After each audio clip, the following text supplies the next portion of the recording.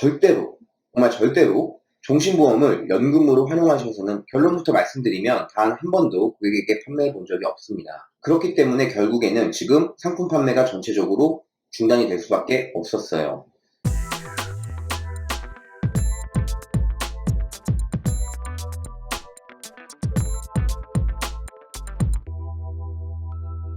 네, 안녕하십니까. 보험연구소 최다석 지점장입니다. 네, 오늘 소개해드릴 내용은요, 종신보험에 포함되어 있는 종신보험 연금전환 기능이 진짜 현실 가능한 이야기인지 한번 알아보려고 하는데요. 약 4년에서 5년 전쯤인가요? 연금받는 종신보험 형태의 상품들이 굉장히 많이 출시된 적이 있었어요. 출시되자마자 생각보다 판매율이 높아서 저로서는 좀 깜짝 놀랄 수밖에 없었는데요. 저는 그때 당시에 연금받는 종신보험 상품을 팔았을까요? 팔지 않았을까요? 결론부터 말씀드리면 단 한 번도 고객에게 판매해 본 적이 없습니다. 그 이유는요, 100% 상품에 대한 문제가 있을 거라고 확신을 했기 때문이죠. 모든 보험 상품뿐만 아니라 금융상품의 경우에는요, 금융감독원에서 상품의 이름을 기본적인 목적을 꼭 상품명에 명시하게끔 금융업법에 등재가 되어 있어요. 예를 들면 어디 XX생명 변액유니버셜 종신보험이다 라는 상품이 있다면 변액, 금액이 변한다, 즉 펀드를 뜻하고요. 유니버셜, 자유 입출금이 있다 또는 자유롭게 환급금을 활용 가능하다. 그리고 종신, 다들 아시다시피 사망에 대한 보장을 기본으로 한다가 주가 될 수가 있겠죠. 이를 종합하면 내가 낸 보험료가 펀드에 투자가 되고 환급금은 자유 입출금이 가능하며 기본적으로 약속된 사망보험금을 사망시 지급한다라는 내용이 될 수가 있습니다. 자, 그런데 연금 받는 종신보험 상품 분석을 자세히 해보니까 종신보험의 기능은 분명히 갖고 있지만 연금의 기능은 전혀 없었던 거죠. 사람들이 연금이라고 인식하게끔 상품명을 자극적으로 만들었고 그렇기 때문에 결국에는 지금 상품 판매가 전체적으로 중단이 될 수밖에 없었어요. 게다가 이렇게 판매되었던 많은 상품들은 금융감독원 민원이 엄청나게 들어오게 됩니다. 이때 정말 비양심적으로 종신보험을 연금처럼 속여서 파셨던 분들은 영업정지도 어마어마하게 많이 당했어요. 수수료도 당연히 다 페이백 됐겠죠. 고객분들은 다행히도 납입했던 보험료를 다 돌려받으셨고요. 이렇게 큰 홍역을 치른 후에 각 보험회사에서는요, 상품을 종신보험으로 하고 해지환급금을 연금 전환하는 기능만 추가를 해서 새로운 상품 형태를 만듭니다. 자, 그런데 이것도 또 문제가 돼요. 어떤 문제가 되느냐? 또 설계사들이 그냥 단순한 종신보험 자체를 최저 보증률 3%입니다, 4%입니다 이런 식으로 판매를 하기 시작한 거죠. 이 부분은 당연히 팩트가 아니거든요. 종신보험을 연금보험으로 알고 잘못 가입하게 되면 지금 표에서 보시는 것처럼 위험보험료 때문에 원금을 회복하시는 데만 15년 이상이 걸리실 수밖에 없어요. 이 내용은 어려우실 수도 있으니까 좀 간단하게만 들으시면 좋을 것 같은데 최저 보증 이율이라고 설계사들이 이야기하는 그 이자율은요, 사실 보험료를 정하고 사망보험금을 주기 위해서 보험회사에서 고객에게 주기 위해 이용하는 적용이율을 최저보증이율이라고 속여서 파는 거예요. 즉 적용이율은 최저보증이율이 아니다라는 거죠. 또한 여기에 더불어서 사망을 보장해주기 위한 위험사업비는 전혀 고객들에게 안내를 하지 않고요. 가입설계서 상에는 적용이율 3%다, 4%다, 5%다 이렇게 되어 있다 보니까 이거를 최저보증을 해준다 이런 식으로 설계사들이 그 내용을 보여주면서 단순하게 판매를 했던 거죠.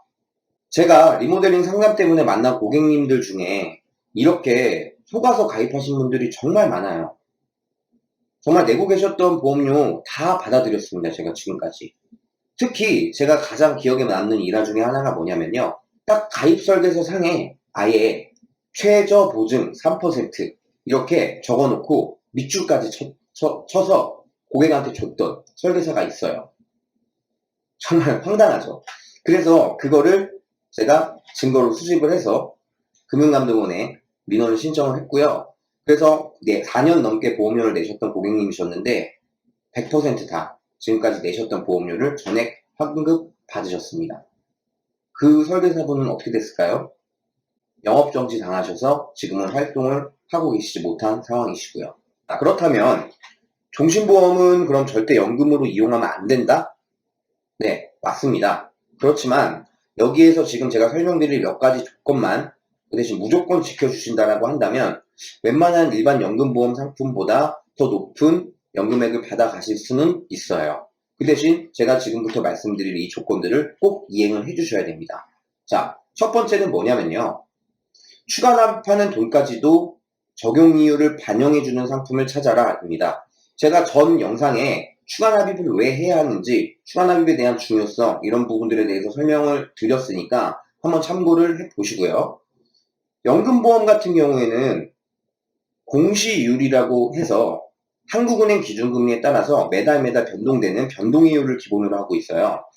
그 대신 5년 후 혹은 10년 후 이렇게 금리가 하락했을 때를 보증해주기 위해서 최저보증이율을 따로 적용을 해주고 있고요. 반면 종신보험 같은 경우에는요. 상품에 이런 개념 자체가 없어요, 사실. 그래서 추가 납입한 돈도 가입 당시의 적용 이유를 계속해서 적용해주는 상품들이 몇 군데 보험회사에서 아직 존재를 합니다. 그렇게 되면 추가 납입한 돈은 현재 기준으로 최대 3%까지 적용을 받으실 수 있기 때문에 장기적으로 하락하고 있는 금리에 대한 대처가 가능할 수가 있겠죠. 자, 이렇게 되면 일반 종신보험의 높은 위험사업비를 낮출 수 있으면서 높은 금리를 장기적으로 적용을 받으실 수가 있습니다. 다음 두 번째 조건은요. 가입 시점의 경험생명표를 적용해주는 상품인지에 대한 의무입니다. 이것도 좀 어려우실 수도 있는데 쉽게 설명을 드리면 생명보험사의 보험상품들은요. 모두 사람이 살고 죽고를 가지고 보험료를 산출을 해요. 그래서 기준점을 잡는 게 경험생명표라는 거예요. 이 경험생명표가 좀 어려우시죠? 이 경험생명표는 쉽게 더 풀이를 해드리자면 평균수명이라고 단순하게 생각을 하시면 됩니다. 즉 평균 수명이 지속적으로 증가하는 상황에서 내가 연금을 받을 때 30년 후에 평균 수명을 대입을 하게 되면 당연히 평균 수명이 높아질 수밖에 없겠죠? 그래서 지금 현재의 평균 수명을 대입을 해서 연금을 받게 되신다라고 한다면 조금 더 높은 연금액이 산출된다는 이야기가 될 수가 있겠죠. 다음 세 번째 조건은요. 저해지원금이나 무해지원금으로 상품을 설계하셔야 된다라는 겁니다. 최근 출시되고 있는 무해지원금 상품은요. 내가 납입하는 동안에는 해지원금이 없기 때문에 물론 리스크가 크실 수는 있어요. 그렇지만 해지원금을 구성하기 위해서 필요한 보험료라든지 사업비가 대폭 절감되기 때문에 정말 실용적인 상품입니다. 사실 무해지원금과 20만원짜리 종신보험이 있으면 일반 종신보험으로 가입하면 25만원 이상의 보험료가 산출이 되시거든요. 결국 근데 사실 5만원 이상을 따로 저축하시게 되면 해지원금이랑 비슷하게 나와요. 뭐 3년, 5년 후에 한다라고 하시면 상품에 따라서는 일반 종신보험보다 무해지원금형 상품이 환급금이 더 높은 경우들도 많습니다. 결국 현금 흐름을 실용적으로 활용할 수 있게 금융감독원에서 공고한 상품 구조이기 때문에 안심하고 가입하실 수 있다는 이야기가 될 수가 있죠. 자, 지금까지 종신보험을 연금 전환한다고 할 때 꼭 지켜야 할 조건 3가지에 대해서 저도 설명을 드렸는데요. 다시 한번 강조를 드리겠지만 이 3가지 중에 교집합이 하나라도 어긋나시게 된다고 한다면요. 절대로, 정말 절대로 종신보험을 연금으로 활용하셔서는 안 됩니다. 큰일 나세요. 하지만 3가지 조건을 무조건 충족하실 수만 있다면요. 장기 저축이나 연금 상품 중에서는 장기적으로 가장 높은 이율을 오래오랫동안 유지하실 수 있는 상품이 되실 수 있습니다. 그렇기 때문에 꼭 하나 정도는 준비를 해 놓으시는 것도 나쁘지 않으실 거예요. 그 외에도 일반 연금보험이라든지 변액연금, 투자연금을 통해서도 상품 선택과 활용에 따라서 훨씬 더 많은 연금액을 받으실 수 있으니까요. 앞으로 연금을 준비하시려고 하시는 분들, 그리고 이미 준비했지만 합리적인 선택을 하지 못하신 분들은 저희 보험연구소를 통해서 더 자세하고 정확한 진단 도와드릴 테니까 꼭 한번 받아보시기 바라겠습니다.